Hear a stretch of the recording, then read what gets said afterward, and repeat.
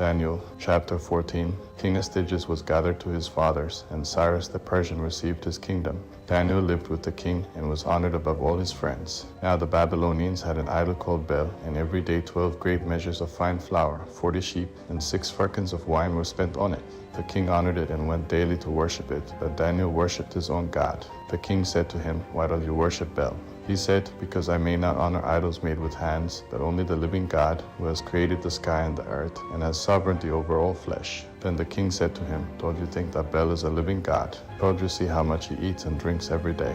Then Daniel laughed and said, "O king, don't be deceived, for this is just clay inside and brass outside, and never ate or drank anything." So the king was angry and called for his priests and said to them, "If you don't tell me who this is who devours these expenses, you shall die. But if you can show me that Bel devours them, then Daniel shall die, for he has spoken blasphemy against Bel." Daniel said to the king, "Let it be according to your word." Now there were 70 priests of Bel, besides their wives and children. The king went with Daniel into Bel's temple. So Bel's priests said, "Behold, we will leave, but you, O king, set out the food, and mix the wine and set it out, shut the door securely, and seal it with your own signet. When you come in the morning, if you don't find that Bel has eaten everything, we will suffer death, or else Daniel, who speaks falsely against us." They weren't concerned, for under the table they had made a secret entrance, by which they entered in continually, and consumed those things. It happened, when they had gone out, the king set the food before Bel. Now Daniel had commanded his servants to bring ashes, and they scattered them all over the temple in the presence of the king alone. Then they went out, shut the door, sealed it with the king's signet, and so departed.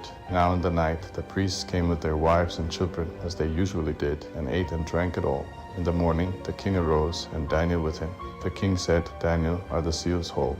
He said, "Yes, O king, they are whole." And as soon as he had opened the door, the king looked at the table and cried with a loud voice, "You are great, O Bel, and with you is no deceit at all." Then Daniel laughed and held the king that he should not go in, and said, "Behold now the pavement, and mark well whose footsteps these are." The king said, "I see the footsteps of men, women, and children." Then the king was angry, and took the priests with their wives and children, who showed him the secret doors, where they came in and consumed the things that were on the table. Therefore the king killed them, and delivered Bel into Daniel's power, who overthrew it in its temple. In that same place there was a great dragon which the people of Babylon worshipped. The king said to Daniel, "Will you also say that this is of brass? Behold, he lives, eats and drinks. You can't say that he is no living God. Therefore worship him." Then Daniel said, "I will worship the Lord my God, for he is a living God. But allow me, O king, and I will kill this dragon without sword or staff." The king said, "I allow you." Then Daniel took pitch, fat, and hair, and melted them together, and made lumps of them. He put these in the dragon's mouth, so the dragon ate and burst apart. Daniel said, "Behold, these are the gods you all worship."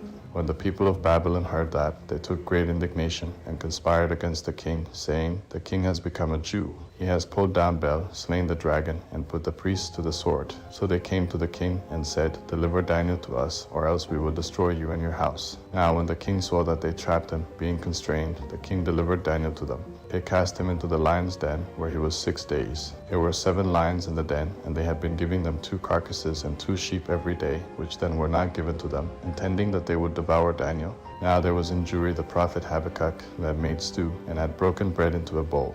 He was going into the field to bring it to the reapers. But the angel of the Lord said to Habakkuk, "Go carry the dinner that you have into Babylon to Daniel in the lion's den." Habakkuk said, "Lord, I never saw Babylon. I don't know where the den is." Then the angel of the Lord took him by the crown, and lifted him up by the hair of his head, and with the blast of his breath set him in Babylon over the den.